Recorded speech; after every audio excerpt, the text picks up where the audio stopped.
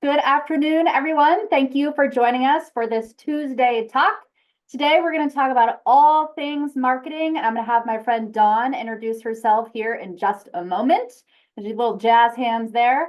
Okay, a couple of housekeeping items first. For those of you who have joined these webinars before on a live basis, we like audience participation and interaction from our listeners, and you can do that by clicking the Q&A button, either at the top or bottom of your Zoom screen, however you have it set up. Click on that button, and there's a box where you can type in a question. You can even click a little box that says anonymous, so nobody knows your name, but don't be afraid to type a question as Dawn and I are visiting over the course of the next 30 minutes.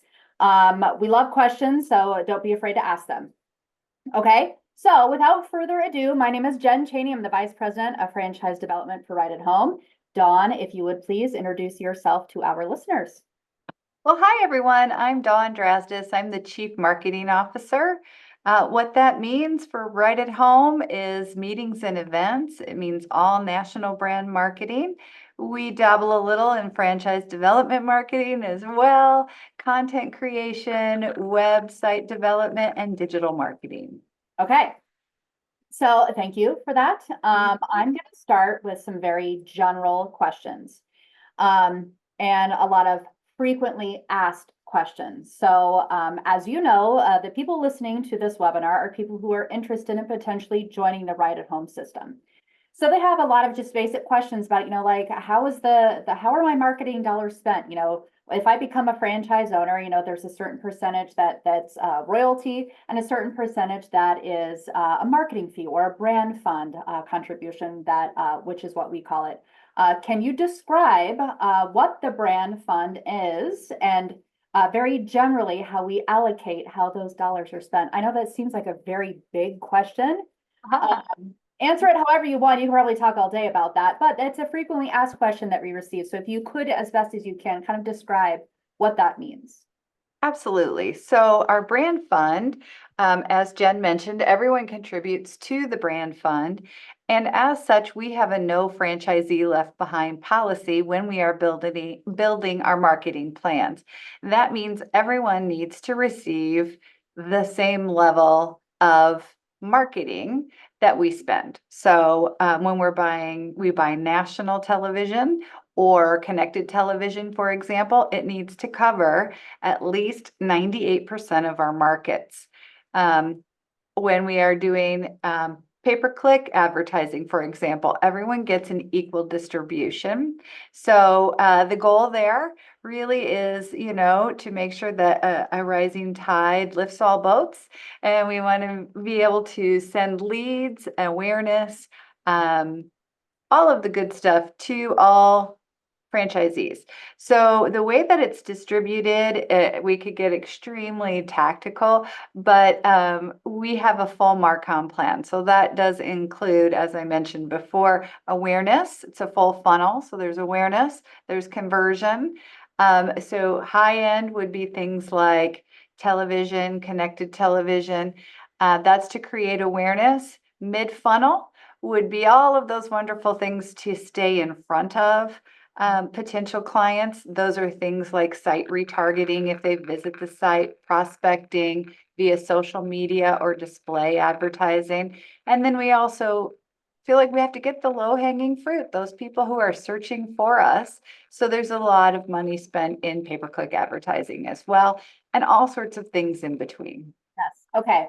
So thank you. I suppose more specifically for the audience listening today, people who are interested in joining the Right at Home system, a lot of them, like right when you first open your business, it's that initial kind of marketing package. Can you describe it? Maybe there is no difference. What does initial marketing or that first marketing push for a franchise owner just as they're starting up their business? Any type of guidance that we provide to franchise owners when it comes to, okay, you're opening your very first office, very first franchise. Here's where you start to market your business. Can you describe what that kind of, I suppose, entry level marketing push looks like for a brand new franchise owner? Sure, absolutely. We want to guide you through every step, as Jen mentioned. So that could be Well, you've selected a site, now you need to create signage. It could be simple as that. There is a kit that you receive. Those are the basics around business cards, stationery, client brochures, caregiver recruiting materials, those type of things. So you do receive that.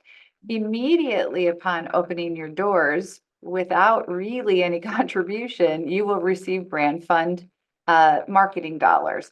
So that means any of our awareness or lead generation tactics are turned on immediately. Simple things like we have a partnership with caring.com. That's a lead generation partnership that starts right away because we want to get you up and running with your first client as soon as possible. Yeah. Okay. So thank you. Yeah. How does one, because I know in my role, there are a lot of things that I do, things that are really great and things that are not so great. But I use the data to kind of measure, those KPIs and what works and what doesn't. Mhm. How does that work as far as marketing initiatives, with our franchise owners, whether it's not a national marketing initiative, or more local, and we'll go down that path, national versus more localized marketing. How do you measure the success or failure of a marketing initiative? How do you keep track of that? And do you do it at a national level? And do we do it with our franchise owners as well? So absolutely, we from a national level, we set KPIs. For example, right now we have about 16 different KPIs. So each tactic really has a different goal. For example, as I mentioned earlier, television, connected television, video, YouTube video, those tactics are really geared toward awareness. So we measure impressions, we measure unique audiences, and things like that. Other tactics, the goal is lead generation. So we measure leads. So a lead is a phone call or a form fill from your website that goes directly to your office. We measure those. But each tactic is given a goal, and then we measure goal to budget. And we are constantly adjusting. As you know, in the world of digital, things change on a dime, right? Google might decide to change this or that. And so we have to kind of move with it. And we like to test things. And we do have a discretionary spend budget where we do some testing. And if we find that things we are testing are doing better than things we're doing, we make the switch. Okay.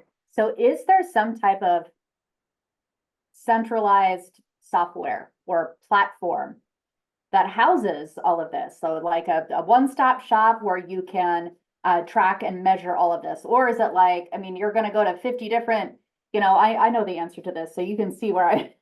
Sure, sure. Well, on a national level, I do have a dashboard where I can see everything. What we have set up for our franchisees is we have two things, right? So if you are a part of the incremental spend program, meaning we've set up a marketing program and you want to contribute more to that marketing program. For example, you may want to increase your dollars that go into pay-per-click advertising. If you do that, there is a dashboard that will show you exactly how those dollars are working, what's converting, what's not. We also have the RightFocus dashboard, which there's a marketing piece to the RightFocus dashboard, which shows what the national dollars are flowing to your office. Awesome. So yeah, it's a bit of a one-stop shop. Love it. And who do I work with? If I'm a franchise owner, who is my point person to kind of connect with on all things marketing, whether it's, all the different avenues? Do I have a point person, somebody that kind of owns that marketing relationship with me as a franchise owner? You absolutely do. So even before you open your doors, you'll be assigned an online marketing specialist. It's kind of a unique name because they don't just do online marketing for you, but their goal is to spin up your website, to customize that website based on what type of services you'll be providing, your area served, the about us, who you are, who your team is. They'll customize that site for you right away. From that point on, they work with you. They have monthly initiatives designed to take whatever you're doing offline and put it online. So they're trying to create awareness. If you've never delved in social media, you're not sure what to do, they help guide you and teach you what are best practices in Facebook or Instagram or on your LinkedIn. So they are there to guide you. You can go direct to almost anyone on our team for other things. Like we have a digital asset manager that basically holds anything from a photograph, millions of photographs, or a flyer. If you want to do some caregiver recruiting, you might need some flyers because you're going to a career fair. I mean, you name it, everywhere in between.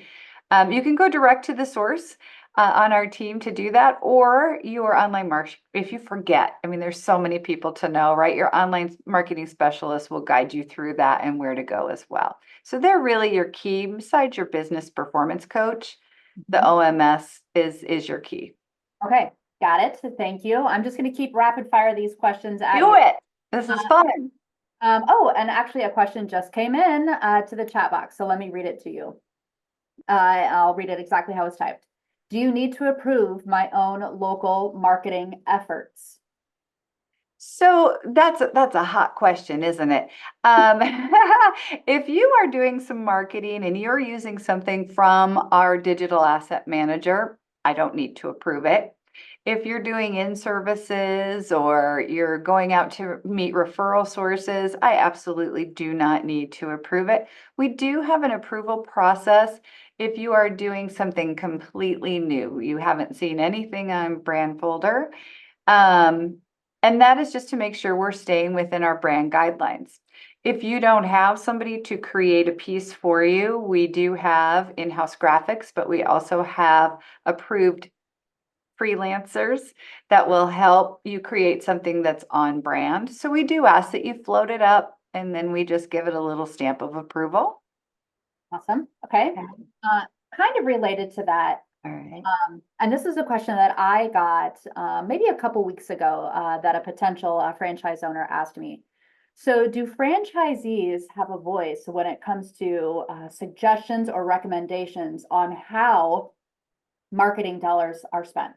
And we're talking about like the brand fund dollars. And if so, what is the platform or the avenue in which their voices can be heard on suggestions and recommendations?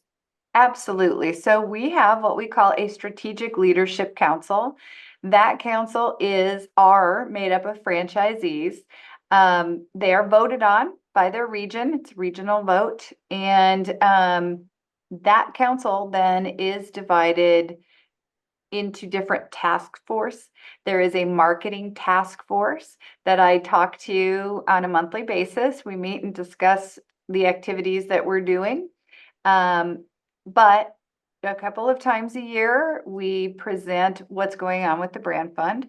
Anytime we want to make a change, so we have an approved budget and we have approved tactics by that strategic leadership council. And when we make a big change, we will make sure we consult the entire council, first the marketing task force, then the entire council before we make a change. If a franchisee really has a recommendation that they would like to float up or questions, they can certainly pick up the phone and call me at any time. They can also call members on my team at any time, but they can reach out to their strategic leadership representative, and that representative can bring those to our meetings that we have and we discuss it. Hey, I had a few questions teed up and you just answered like 2 of the 3. Okay, good. Well-rounded answer. Okay, so let's look into the future a little bit. Are there any, and I don't know the answer to this question, so I'm asking this as just educate me as well, Dawn. Are there any marketing fee allocations changes in the upcoming year or the next few years, or any big changes that are being made that you can disclose to me and our listeners regarding brand fund allocation and how marketing dollars are spent? Meaning how they are contributing to the brand fund? Right. No, at this time, I don't foresee this year or next year any kind of changes to the contribution. Okay, got it. Let's see here. I know that we have been working on, and this is something that we have been talking about with potential franchise owners is the incorporating a CRM into our business. Can you really just kind of give a description on how the CRM is going to help our franchise owners with marketing initiatives? Just a few. Oh my goodness, there's so many ways. So yes, we are in the process of implementing a CRM. We use the Zoho platform. Um, we are using that honestly in multiple ways. So let's start with, we have an intranet and library. The intranet and library exists right now. It is being moved over to Zoho. And that internet and library houses any kind of documentation you might need for, it's our digital best practices manual, it's how to hire caregivers, I mean, you name it, it houses all sorts of documents that you will be accessing through your career as an owner of a rented home. So that you'll become just intimately aware of what's going on in there. From a marketing perspective, there are a lot of things that happen high level where we might be driving traffic to a site. So we try to, as much as we can, drive to a local site. Sometimes people end up submitting something on the national site. Still, we use zip codes and those type of things to send it locally. That's wonderful. We have a system of people who will grab that up and call that client right away. But we also know that as a smaller business or small to medium sized business, sometimes people might miss a lead. So we have put workflows in place to help that lead know that you'll be getting back to them right away. Maybe they called in the middle of the night because they've experienced some sort of panic with their senior loved one. And we do have something that will let them know that they'll come right away. So there's a lot of workflows. Those workflows not only happen from a national level, they also help your inside salespeople or your marketers, if you will, with making sure that they are going out and talking to referral sources and those people in your community who maybe we can't touch because you are, the experts at finding those people in your community. So there's a million different ways that the CRM will help or is already helping. I figured you'd say that because we only had like 15 minutes left and we could fill all that time with all the ways We that the CRM could. is going to help with that. But Yeah. while you were answering that question, two more questions came in. I'll read both of them. Here's the first one. What if I want to put extra dollars towards specific digital marketing? Am I able to do that? Yes. So as I mentioned, we do have an agency that we work with for placing the digital marketing. So we have an incremental spend program, meaning if we are already contributing to brand fund, or I'm sorry, to your pay-per-click, for example, or to your social prospecting or your retargeting, and you would like to contribute more, we do ask that you work with our agency. And we do that because if you work with another agency, then we will be competing. Our dollars will be competing as opposed to adding to what's already being contributed on your behalf from the brand fund. Then we're complementary and we're working together. Okay, got it. So they've all been wonderful questions, but this is something that I'm glad that this person is asking because really all of the marketing that we have been talking about up to this point is recruiting for clients, right? So we're looking for, generating business and getting clients. What about marketing efforts for caregivers? So this particular question says, does corporate's marketing efforts help obtain both clients and caregivers? What if I need one more than the other? Absolutely. So I'll give you just a simple example since we were talking about pay-per-click, right? We have multiple campaigns that run to both audiences, to the client and to the caregiver. So when you first start, we will allocate 75% client and 25% caregiver. Now, you can change that at any time. So if you have too many clients and you need more caregivers, you can flip. And you can flip that to 50-50, 0-100, 75-25. You can flip that as needed. So right now we are seeing that most of our offices don't have a caregiver shortage. They're hiring, things are going well. So most have flipped their dollars toward client. However, during COVID, that was a different story, right? So a lot of people were flipping their dollars toward caregiver, and that's just one tactic. Okay, got it. And thank you for that. Yeah. This next question that came in, I'm going to try to take a stab at it, and I want you to correct me if I'm wrong, because this is something that we talk about quite often here on the franchise development team as people are looking for to join the Right at Home system, but eventually expanding one day, someday, if their current business is ready to go and expanding their business. But this question says, if I want to buy 2 franchises, so 2 territories, do I have to contribute twice to my brand fund? And how I would answer that, and I want you to answer it, and please correct me if I'm wrong.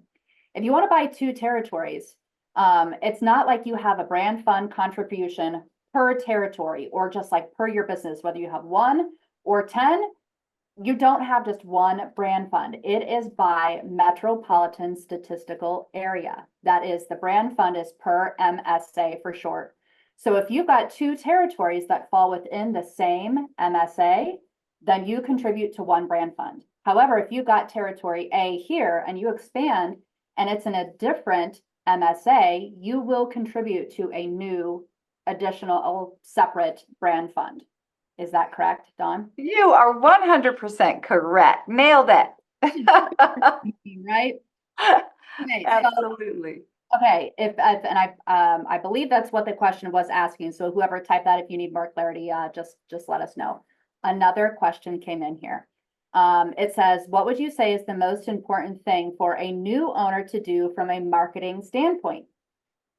Oh, hot, hot, hot. So what I always tell everyone is you need to drive your market, learn your market, and learn where those referral sources are.